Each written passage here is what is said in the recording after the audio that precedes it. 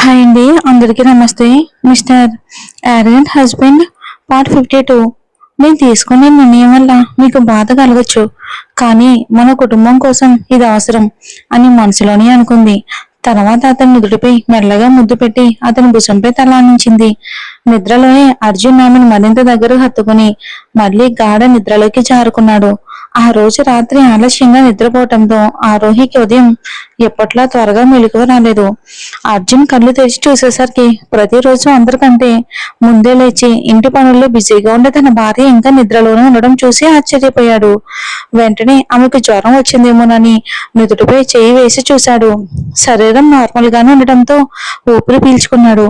ఆమె జుట్టును చెవి వెనక్కి జరిపి నుదుటిపై ప్రేమగా ముద్దు పెట్టాడు. ఆ స్పర్శకు ఆరోహికి మెలకువ వచ్చింది. కళ్ళు తెరిచి చూసేసరికి అర్జున్ చిరునవ్వుతో, గుడ్ మార్నింగ్, ఈ రోజు బాగా అలసిపోయినట్టున్నావని అన్నాడు. ఆరోహి ఒక్కసారిగా లేచి కూర్చోపోతూ సమయం గుర్తొచ్చి తొందరపడింది. అయ్యో, చాలా లేట్ అయింది. నేను ఇంకా కిందకే వెళ్ళలేదు. అత్తమ్మ తప్పకుండా వెతుక్కుంటూ వస్తారు. దయచేసి నన్ను వెళ్ళనివ్వండి అని వేడుకుంది. ఆమె ఆందోళన చూసి అర్జున్ నవ్వుతూ, సరే వెళ్ళు అని ఆమెను వదిలేశాడు. ఆరోహి వెంటనే మంచం మీద నుంచి లేచి త్వరగా రెడీ అయి కిందకి వెళ్ళడానికి తొందరపడింది. కానీ అర్జున్ తనను ఒక్కసారిగా ఆపేశాడు. నువ్వు నాకు ముద్దిస్తేనే నేను వదులుతాను అని అన్నాడు. ఇక సరే తప్పక ఒప్పుకుంది ఆరు. అర్జున్ నవ్వుతూ, సరే మరి ఇవ్వు అంటూ తన ముఖాన్ని ఆమె వైపుకు తిప్పాడు. అందుని చూపు ఎదుర్కోలేక ఆరోహి తన చేతులతో అతని కళ్ళను మూసి నుదుటిపై చిన్నగా ముద్దు పెట్టి వెంటనే వెనక్కి వెళ్ళబోయింది. కానీ అర్జున్ ఆమెను మెల్లగా ఆపి ఆప్యాయంగా దగ్గరికి తీసుకున్నాడు.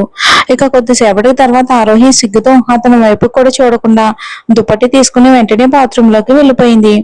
కొద్దిసేపటికి స్నానం చేసి బయటకు వచ్చిన ఆమె అర్జున్ కోసం చుట్టూ చూసింది. అతను ఫోన్ లో మాట్లాడుకుంటూ బాల్కనీలో ఉండటంతో తర్వాత రెడీ అయి కిందకి వెళ్ళింది. కిందకి వచ్చిన ఆరోహిని చూసిన హేమ, ఆరు బాగానే ఉన్నావా? ఇంతసేపటికి కిందకి రాకపోవడంతో నాకు కంగారు అయిందని అడిగింది. ఏం కాదత్తమ్మా, రాత్రి తలనొప్పిగా ఉండటంతో ఇక మందు వేసుకున్నాను, అందుకే బాగా నిద్రపోయాను అని చెప్పిన ఆరోహి ఆమె ముఖం వైపుకు చూడలేక, మీకు కాఫీ తీసుకొస్తాను అంటూ నేరుగా వంటగదికి వెళ్ళింది. అప్పటికే ఆశమ్మ టిఫిన్ రెడీ చేస్తుంది. ఆరోహి బయట ముగ్గు వేసి పూజ చేసి హేమకు కాఫీ తీసుకొచ్చింది. హేమ నవ్వుతూ, నేను ఇప్పుడే ఆశ ఇచ్చిన కాఫీ తాగాను, ఈ కాఫీని ఆశకి ఇచ్చేస్తావా అని అడిగింది. సరే అత్తమ్మ అని చెప్పి ఆరోహి పైకి వెళ్ళింది. మెట్లెక్కి గది దగ్గరకు వచ్చాక లోపలికి వెళ్ళడానికి ఆమెకు ధైర్యం కాలేదు. అత్తమ్మకు ఇచ్చి వస్తానని తీసుకొచ్చాను, ఇప్పుడు ఎలా లోపలికి వెళ్ళాలి అని కాసేపు ఆలోచించింది. ఇక ఇలా నిలబడి ఉంటే కాఫీ చల్లారిపోతుంది అని ధైర్యం చేసి గదిలోకి వెళ్ళింది. లోపలికి వెళ్ళగానే గది మొత్తం చల్లా చెదురుగా ఉండడం చూసి ఆశ్చర్యపోయింది. అదే సమయంలో బాత్రూమ్ నుంచి బయటకు వచ్చిన ఆశ్రయ్ తలుపు దగ్గర కాఫీ కప్పుతో నిలబడి ఉన్న ఆరుని చూసి ఒక్కసారిగా తడబడ్డాడు. వదినా, మీరెందుకని కాఫీ తీసుకొచ్చారు? నేనే కిందకి వచ్చేవానుగా. అది రాత్రి గది చదువుతున్నాను అని తడబడుతూ చెప్పాడు. ఆరోహి ఏమీ మాట్లాడకుండా కాఫీని టేబుల్ పై పెట్టి సైలెంట్ గా కిందకి వెళ్ళిపోయింది. ఆమె మనసులో మాత్రం ఒక విషయం స్పష్టమైంది. ఆశ్రయ్కు ఇప్పటికీ నిత్యపై ప్రేమ ఉంది, కానీ అది తన అన్న మాట కోసం మరో పెళ్లికి ఒప్పుకున్నాడు. భార్య భర్తల మధ్య గొడవలు వచ్చినా అవి శాశ్వతం కావు. ఈ విషయం వీరికి ఎందుకు అర్థం కావట్లేదు? ముందుగా ఈ విషయం గురించి అత్తమ్మతో మాట్లాడాలి. ఈ ఇంట్లో అర్జున్ ఎక్కువగా వినేది అత్తమ్మ మాటే. ఆమె ద్వారానే ఆశ్రయ్ నిత్య జీవితాన్ని మళ్లీ కలపాలి అని ఆరోహి నిర్ణయించుకుంది. ఇక డైనింగ్ టేబుల్ పై టిఫిన్ సిద్ధం చేసేలోపై అందరూ కలిసి తినడానికి కూర్చున్నారు. ఇక ఆఫీస్ లో ముఖ్యమైన మీటింగ్ ఉండటంతో అర్జున్, ఆశ్రయ్ ఇద్దరు తొందరగా టిఫిన్ తినేసి బయలుదేరారు. వాళ్ళు వెళ్ళిపోయిన తర్వాత ఆశమ్మ, హేమ, ఆరోహి ముగ్గురు కలిసి టిఫిన్ చేయడానికి కూర్చున్నారు. ఆశమ్మను కూడా ఈ ఇంటి సభ్యురాలిగానే భావించే ఆరోహి కొన్ని విషయాలు ఆమె ముందు మాట్లాడడం మంచిది కాదని అనుకుంది. తర్వాత అత్తమ్మతో ఒంటరిగా మాట్లాడితే సరిపోతుంది అని మనసులో అనుకుంది. అందరూ తిన్న తర్వాత వంటగది క్లీన్ చేసి ఆశమ్మ విశ్రాంతి తీసుకోవడానికి వెళ్ళిన తర్వాత ఆరోహి హేమను వెతుక్కుంటూ ఆమె గదికి వచ్చింది. అత్తమ్మ టాబ్లెట్ తీసుకున్నారా అని అడుగుతూ లోపలికి వచ్చిన ఆరోహిని చూసిన హేమ, అరే ఆరు, రా రా లోపలికి రా, అక్కడే ఎందుకు నిలబడ్డావు అంటూ ఆమె ముఖాన్ని చూసింది. లోపలికి వచ్చిన ఆరోహి మంచం మీద కూర్చొని, అత్తమ్మ నేను మీతో ఒక విషయం మాట్లాడాలి అని కాస్త ఆలోచిస్తూ చెప్పింది. ఆమె తడబడ్డం చూసిన హేమ నవ్వుతూ, అలా కొంచెం కొంచెంగా మాట్లాడతావా? చెప్పాల్సింది మొత్తం చెప్పు. వినడానికి నేను రెడీగా ఉన్నాను అంది. హేమ మాటలకు ఆరోహి ముఖంలో చిన్న చిరునవ్వు వచ్చింది. చెప్పారు అని హేమ ఆమె వైపుకు చూడగా ఇంకా సంకోచంగా కూర్చున్న ఆరోహి చెయ్యిని హేమ పట్టుకుని, ఆరు, ఏ విషయమైనా సరే నా దగ్గర నువ్వు ఎలాంటి భయం లేకుండా చెప్పుకోవచ్చు అంటూ ఆమెకు ధైర్యం చెప్పింది. ఏమైందారు, అజ్జు ఏమైనా అన్నాడా అని బాధగా ఆమె ముఖం వైపుకి చూసింది హేమ. వెంటనే ఆరోహి తల ఊపుతూ, అయ్యో అత్తమ్మ, అలాంటిదేమీ కాదు, నేను నిత్య గురించి మీతో మాట్లాడాలని వచ్చాను అని తల ఉంచుకుని కూర్చుంది. ఆమె చేతిని పట్టుకుని హేమ, చూడారు, ఇప్పుడిప్పుడే నీకు అజ్జుకి జీవితం జీవితం ఒక దారిలో పడుతుంది. ఇలాంటి సమయంలో నువ్వు అతని మాటకి ఎదురు వెళ్తే ఆశ జీవితంతో పాటు మీ ఇద్దరి జీవితం కూడా ఇబ్బందులు పడుతుంది. అది నేను చూడలేను. నిత్య నా కొడుకుపై చేసిన ఆరోపణ అంత చిన్న విషయం కాదు. అర్జున్ అంత తేలిగ్గా ఆమెను క్షమించడు. లేని సమస్యల్లో నువ్వెందుకు తలదూరుస్తున్నావు? ఆమె చేసిన తప్పుకు కొంతకాలమైనా పాఠం నేర్చుకోవాలి.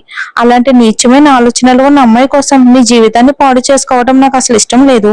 దయచేసి ఈ విషయం గురించి ఇంట్లో ఇంకెవరితోనూ మాట్లాడుకో. ముఖ్యంగా ఈ విషయం అర్జున్ చెవిన పడితే పరిస్థితి మరింత విషమిస్తుంది. ఇంట్లో ఇప్పటికే జరిగిన గందరగోళమే చాలు ఇక అని అంది. ఆరోహి నెమ్మదిగా, అత్తమ్మ, దయచేసి నేను చెప్పేది ఒకసారి అర్థం చేసుకోండి. అవును, నిత్య చేసిన ఆరోపణ క్షమించలేనిదే, కానీ జరిగింది జరిగిపోయింది. అది ఒక దురదృష్టకరమైన క్షణం. అందుకే ఇప్పుడు సమస్యను పరిష్కరించకుండా ఆశ్రయ్ కుమార్ పెళ్లి చేయాలని మీ కొడుకు తీసుకున్న నిర్ణయం ఎంతవరకు సరైంది అని అడిగింది. ఆ మాట విన్న హేమ ఒక్కసారిగా దిగ్భ్రాంతికి గురైంది. ఆరు, ఏమంటున్నావు నువ్వు? లేదు, అర్జున్ కోపంలో అలా మాట్లాడి ఉంటాడు, కానీ నిజంగానే మరో పెళ్లి చేయాలని నిర్ణయం తీసుకుని ఉండడు. నువ్వు అతన్ని తప్పుగా అర్థం చేసుకున్నావేమో. నిత్య చేసిన తప్పు ఆమెకు తెలిసి రావాలని కొంతకాలం ఇద్దరిని దూరంగా ఉంచి ఉంటాడు, అంతే తప్ప మరో పెళ్ళి అంటే ఏంటి? పెళ్లి అనేది పిల్లల ఆట ఏంటి అంటూ ఆరోహి వైపుకు చూసింది. ఇక ఆరోహి గంభీరంగా, అత్తమ్మ, నా మాట మీద మీకు నమ్మకం లేకపోతే ఒకసారి మీ కొడుకుని అడిగి చూడండి. ఈ విషయంలో ఆశ్రయను కూడా ఒప్పించారు. ఇంకో 2 రోజుల్లో నిత్యకు విడాకుల నోటీసు పంపాలని ఇక లాయర్తో కూడా మాట్లాడుతున్నారు. దయచేసి మీరు ఒకసారి వారితో మాట్లాడండి. పరిస్థితి పూర్తిగా చేతులు దాటిపోక ముందే నిత్య ఆశ్రయుల జీవితాన్ని మళ్ళీ చక్కదిద్దండి అంది. ఆరోహి చెప్పిన మాటలు విన్న హేమకు తన కొడుకు ఇంత పెద్ద నిర్ణయం తీసుకున్నాడనే విషయం అస్సలు నమ్మలేకపోతుంది. ఒక క్షణం ఆమె కూడా ఆశ్చర్యంతో సైలెంట్ అయిపోయింది. ఇంట్లో పరిస్థితి కాస్త సద్దు మణిగిన తర్వాత మాట్లాడితే సరిపోతుందని, అప్పటి వరకు నిత్య తన తప్పు తెలుసుకుంటుందని అనుకుని మౌనంగా ఉన్న హేమకు ఇక తనకి లేట్ చేస్తే పరిస్థితి పూర్తిగా అదుపు తప్పిపోతుందని అర్థమైంది. లేదు, ముందుగా ఈ విషయం అర్జున్తో మాట్లాడి ఖచ్చితంగా ఆపాలి అని మనసులోనే గట్టిగా అనుకుంది. ఇక హేమ భుజంపై చెయ్యి వేసిన ఆరోహి, అత్తమ్మ, ఒక్క నిమిషం నా వెంట రండి అంటూ ఆమె చెయ్యి పట్టుకుని లేచింది. ఎక్కడికి అన్నట్లు హేమ ఆశ్చర్యంగా చూడగా ఆమె చూపులోని ప్రశ్నను అర్థం చేసుకున్న ఆరోహి, రెండత్తమ్మ, మీకే అర్థమవుతుంది అని చెప్పి ఆశ్రయ్ గది వైపుకు తీసుకెళ్ళింది. తలుపు తెరిచిన వెంటనే గదిలోని పరిస్థితి చూసిన హేమ ఒక్కసారిగా బాధకి గురైంది. గది మొత్తం అస్తవ్యస్తంగా ఉండడాన్ని చూసి ఆందోళనగా ఆరోహి వైపుకు చూసింది. ఆరోహి మెల్లగా, అవునత్తమ్మ, అన్నయ్య మాట కోసం ఆశ్రయ్ అందరి ముందు నవ్వుతున్నట్టే నటిస్తున్నాడు, కానీ ప్రతి రాత్రి నిత్యాను గుర్తుకు చేసుకుని ఎంతగా బాధపడుతున్నాడో ఈ గది చెప్తుంది. అతని మనసులోని వేదనను అర్జున్ ఎందుకు అర్థం చేసుకోవటం లేదు? తన నిర్ణయమే జరగాలని మొండిగా ఎందుకని పట్టుబడుతున్నారు? దయచేసి అత్తమ్మ, ఆశ్రయ ప్రేమను కాపాడండి. అతను మళ్ళీ మునుపటిలా నవ్వేలా చేయగలిగేది మీరు మాత్రమే. ఈ విషయంలో ఇంకెవరు ఏం చెప్పినా ఆయన వినకపోవచ్చు, కానీ మీ మాటను మాత్రం ఎప్పుడూ ఆయన తిరస్కరించరు. ఇక నిత్య కూడా తన తప్పు తెలుసుకుంది. వాళ్ళిద్దరి జీవితాన్ని మళ్ళీ ఒకటిగా చేయటం ఇప్పుడు మీ చేతుల్లోనే ఉంది అంది. ఆ మాటలు విన్న హేమ కళ్ళల్లో పశ్చాత్తాపం మెదిలింది. నన్ను క్షమించారు. పరిస్థితి ఇంత దూరం వెళ్తుందని నాకు తెలియలేదు. నువ్వే నా కళ్ళను తెరిపించావు. ఇక ఆలస్యం చెయ్యను. ఈ రోజే ఈ సమస్యను ఒక పరిష్కారం తీసుకొస్తాను అంటూ ఆమెకు ధైర్యం చెప్పింది. ఆ మాటలు విన్న ఆరోహి కళ్ళల్లో ఆనంద బాష్పాలు మెరిశాయి. గుండెల్లో పేరుకున్న భారం ఒక్కసారిగా దిగిపోయినట్టుగా నిట్టూర్పు విడిచింది. ఇక వెంటనే వంటగదికి వెళ్ళిపోయింది. హేమ మాత్రం పని వాళ్ళని పిలిచి ఆశ్రయ్ గదిని క్లీన్ చేయమని చెప్పింది. ఈ రోజు అర్జున్ ఇంటికి వచ్చిన వెంటనే ఈ విషయం గురించి తప్పకుండా మాట్లాడాలని నిర్ణయించుకుని కొద్దిసేపు రెస్ట్ తీసుకోవడానికి తన గదికి వెళ్ళింది. అన్ని పనులు ముగించుకుని తన గదికి వచ్చిన ఆరోహి అయ్యో కొండంత పెద్ద సమస్య చివరికి మంచులా కరిగిపోయింది అని నెమ్మదిగా నిట్టూర్చింది. టేబుల్ మీద ఉన్న అర్జున్ ఫోటోను చేతిలోకి తీసుకుని ప్రేమగా చూస్తూ, వినండి, అత్తమ్మ చెప్పే మాటలు తప్పకుండా వినండి. మీకు కోపం వస్తుందని నాకు తెలుసు, కానీ మీరు మీ కొడుకులా ప్రేమించే మీ తమ్ముడి జీవితం బాగుండాలంటే ఈ కోపాన్ని పక్కన పెట్టాల్సిందే. దయచేసి కోపడకండి అని ఫోటోతోనే మాట్లాడుతుంది. అలా మాట్లాడుతున్న సమయం ఎలా గడిచిపోయిందో ఆమెకే తెలియలేదు. ఒక్కసారిగా తన ఎదుట ఎవరో నిలబడ్డారన్న భావన కలగడంతో వెనక్కి తిరిగి చూసింది. ఎదురుగా చేతులు మడిచి గోడ కానుకుని తననే చూస్తూ నిలబడి ఉన్న అర్జున్ కనిపించగానే ఆమె గుండె ఒక్కసారిగా ఆగిపోయినట్లయింది. ఇది కల అయి ఉంటుంది అనుకుంటూ మరోసారి చూసేసరికి అతడు ఆమెకు మరింత దగ్గరగా వచ్చి నిలబడ్డాడు. తను ఇప్పుడే మాట్లాడిన మాటలన్నీ అతని చెవిన పడ్డాయేమో అన్న భయంతో ఆరోహి గబగబా లేచింది. నుదుటిపై చెమట బిందువులు మెరిసిపోతూ ఉండగా చీర కొంగుతో వాటిని తుడుచుకుంటూ, అది మీరు ఎప్పుడొచ్చారు అని తడబడుతూ అడిగింది. ఆమె ఆందోళన చూసి అర్జున్ చిరునవ్వు నవ్వాడు. ఒక్క అడుగు ముందుకు వేసి ఆమెకు మరింత చేరువయ్యాడు. నెమ్మదిగా ఆమె నడుము చుట్టూ చేతిని వేసి తన వైపుకు లాక్కున్నాడు. అంత దగ్గరగా రావడంతో ఆరోహి సిగ్గుతో అతని ముఖం వైపుకు చూడలేక కళ్ళను మూసుకుంది.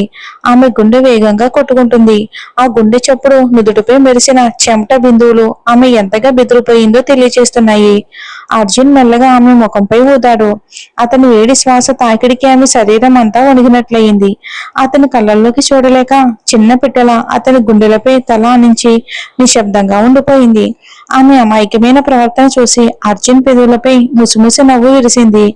అదే సమయంలో, ఇప్పుడే ఒంటరిగా ఎవరితో అంత ముచ్చటగా మాట్లాడుతున్నావు అని ఆమె ఆట పట్టించేలా మెల్లగా అడిగాడు. ఇక ఫోటోని చూస్తూ ఒంటరిగా ఏవో మాట్లాడుకుంటూ సిగ్గుపడుతున్నావు ఏంటిదంతా? ఇప్పుడు నేనే నీ ముందున్నాను కదా, అదే మాట నాతో చెప్పు అని చెప్పి అర్జున్ ఆమె నుదుటిపై ముద్దు పెట్టాడు ప్రేమగా. అది చూసిన ఆరోహి లోతుగా నిట్టూర్చింది. అమ్మయ్య, నేను ఇప్పుడే మాట్లాడుతున్న మాటలు ఇవాళకైనా వినలేదనుకుంటా అని మనసులోని అనుకుని కాస్త ఊరట పొందింది. ఇంకా ఇక్కడే ఉంటే మాత్రం ఆయన చేతిలో చిక్కిపోవటం ఖాయమని అనుకుని అతని నుంచి కొద్దిగా వెనక్కి జరిగి, అది నేను మీకు కాఫీ తీసుకొస్తాను, మీరు ఫ్రెష్ అయ్యి రండి అంటూ బయటికి వెళ్ళబోయింది. అప్పుడే అర్జున్ ఆమె చేయి పట్టుకుని తన వైపుకు లాగి, నేను నీతో కాఫీ అడిగానా అని ఆమె కళ్ళల్లోకి చూస్తూ అడిగాడు. అది నేను అని తల వంచుకుని నిలబడ్డ ఆరోని చూసి అర్జున్ మనసులోనే చిరునవ్వు మెరిసింది. పెళ్ళై ఇన్ని రోజులైనా తన ఒక్క చూపుకే ఇంకా బెదిరిపోయి వణికిపోయే భార్యని చూసి అతనికే ముద్దొచ్చింది. అయితే బయటికి మాత్రం మాత్రం తెలియనివ్వలేదు మన అర్జున్. నెమ్మదిగా ఆమె ముఖాన్ని తన అరచేతుల్లోకి తీసుకుని భయంతో రెపరెపలాడుతున్న ఆమె కనురెప్పలపై మృదువుగా ముద్దు పెట్టాడు. తర్వాత నుదుటిపై ఆమె చెంపను నిమురుతూ, కాఫీ కోసం మళ్ళీ పైకి రావద్దు, అత్త ఏదో మాట్లాడాలని పిలిచారు, నేను కిందకే వచ్చి కాఫీ తాగుతాను అని అన్నాడు. ఇక ఆరోహి మెల్లగా తలూపి కిందకి వెళ్ళిపోయింది. కిందకు వచ్చిన తర్వాత మాత్రం ఆమె మనసులో మళ్ళీ ఆందోళన మొదలయ్యింది. అత్తమ్మ చెప్పే మాటలకు అర్జున్ ఎలా స్పందిస్తారో అనే భయంతో ఆమె నుదుటిపై చెమట బిందువులు మెరిశాయి. కొద్దిసేపటికి ఫ్రెష్ అప్ అయ్యి కిందకి వచ్చాడు అర్జున్. అతని వెంటే ఆశ్రయ్ కూడా వచ్చి అమ్మయ్య పక్కనే కూర్చున్నాడు. ఆరోహి ఇద్దరికి కాఫీ ఇచ్చి వంటగదికి వెళ్ళిపోయింది. అంతలో హేమ తన గది నుంచి బయటికి వచ్చి నేరుగా అర్జున్ పక్కన కూర్చుంది. ఏంటమ్మా, ఏదో నాతో మాట్లాడాలని అన్నారుగా అని అర్జున్ అడిగాడు. హేమ ప్రశాంతంగా, అజ్జు, ముందు ఆశుతో మాట్లాడాలి, ఆ తర్వాత నీతో మాట్లాడతాను అని చెప్పి ఆశ్రయ వైపుకు తిరిగింది. ఆశు, నువ్వు నీ భార్యను ఎప్పుడు ఇంటికి తీసుకొస్తావు అని ఎలాంటి మాటలు చుట్టూ తిప్పకుండా నేరుగా విషయానికి వచ్చింది. ఆ ప్రశ్న విన్న అర్జున్, ఆశ్రయ్ ఇద్దరు ఒక్కసారిగా ఆశ్చర్యపోయారు. ఏమైంది, ఇద్దరు ఎలా చూస్తున్నారు, ఎందుకు? నేను అడిగింది అర్థమైంది అనుకుంటున్నాను అని అంది హేమ. హేమ అడిగిన ప్రశ్నకు ఏం సమాధానం చెప్పాలో తెలియక ఆశ్రయ్ అర్జున్ వైపుకు చూశాడు. అప్పటికే అర్జున్ కోపంగా, అమ్మా, ఇక అమ్మాయి ఈ ఇంటి గడప దాటే ప్రశ్నే లేదు అని అన్నాడు.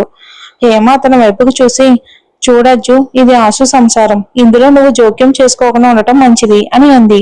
ఆ మాట విన్న అర్జున్ ఒక్కసారిగా కోపంతో లేచి నిలబడ్డాడు. అమ్మా, ఏమంటున్నారు మీరు? మా తమ్ముడు విషయం అయితే నేను పట్టించుకోకూడదా అని ఆవేశంగా అడిగాడు. హేమ కూడా ఏమాత్రం వెనక్కి తగ్గకుండా, అవును, అన్నా తమ్ముడా అనేది వేరే విషయం, కానీ ఇది అతని దాంపత్య జీవితం. ఏమీ అర్థం కాక ఆ అమ్మాయి ఒక తప్పు చేసింది, అందుకే అతను కోపం తగ్గే వరకు ఆమెను పుట్టింటికి పంపించాడు. ఇప్పుడు ఇన్ని రోజులు గడిచిపోయాయి. ఇంకా ఇంటి కోడలు పుట్టింట్లోనే ఉంటే చూసేవాళ్ళు ఏమనుకుంటారు? ఆశు, రేపటికి నీ భార్య ఇంట్లో ఉండాలి అని స్పష్టంగా చెప్పింది. ఆ మాట విన్న ఆశ్రయ్ కూడా వెంటనే లేచి, లేదమ్మా లేదు, ఆమె ఇంటి గడప మళ్ళీ తొక్కడం ఎప్పటికీ జరగదు. నేను ఆమెకు విడాకులు అని చెప్పబోతూ ఉండగానే చెల్లుమని హేమ చెయ్యి అతని చెంపపై బలంగా పడింది. వేల ముద్రలు స్పష్టంగా కనిపించేలా కొట్టింది. చెంప పట్టుకుని ఆశ్చర్యంగా అమ్మా అని చూసిన ఆశ్రయ్ నిశ్శబ్దంగా, ఏమనుకుంటున్నారా మీరిద్దరు? అన్నదమ్ములిద్దరుని పెళ్ళంటే పిల్లలు ఆట అనుకుంటున్నారా? భార్య భర్తల మధ్య ఎలాంటి గొడవ వచ్చినా అది రాత్రి పడుకునే లోపే ముగిసిపోవాలి, అంతే తప్ప ఇంకొకసారి నీ నోట విడాకులనే అపశకునమైన మాట వస్తే నేను అసలు ఊరుకోను. నీకు అమ్మాయిని చూసి పెళ్లి చేస్తానని నేను ఎప్పుడైనా చెప్పానా? అలా నోరు తెరిచన్నానా అని హేమ గట్టిగా మందలించింది.